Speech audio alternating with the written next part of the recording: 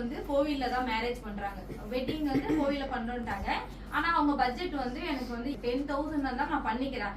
ஆனா என்னோட மேக்கப் வந்து 10 hours 9 hours ஆகுது. ஏன்னா நான் வந்து லாங்கா டிராவல் பண்றேன். வீட்டுல மேக்கப் போட்டுக்கிறாங்க, கோவில்ல கல்யாணம், அதுக்கப்புறம் அவங்க ஃபங்க்ஷன்லாம் முடிச்சு வீட்டுக்கு வரதுக்கு ஈவினிங் 6 o'clock ஆயிடும். போட்டோ ஷூட் வந்து ஆஃப்டர்நூன் மேலதான் இருக்கு. அப்ப அவங்களுக்கு என்ன மேக்கப் நீங்க போடுவீங்க, என்ன ப்ராடக்ட் யூஸ் பண்ணுவீங்க? அவங்க வந்து லாங் ஸ்டே கேக்குறாங்கக்கா, அதனால வந்து நார்ஸ் யூஸ் பண்ணுவேன். ஏன்னா நம்ம மார்னிங் வந்து நல்லா இருக்காது.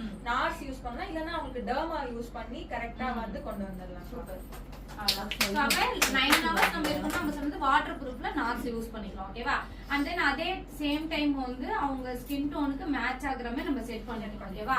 அது முக்கியமான விஷயம் என்னன்னா அவங்க 9 hours வரை சொல்லியிருக்காங்க. அப்ப உங்க கிளைண்ட் கிட்ட நீங்க என்ன சொல்லணும்னா டிஷ்யூலாம் கொடுத்து, ஏன்னா எந்த மேக்கப்புமே வேர்க்காது நம்ம சொல்ல முடியாது. வேர்க்கும் தான், ஸ்வெட் ஆகும், ஆனா ப்ராடக்ட் வராது. ஓகேவா?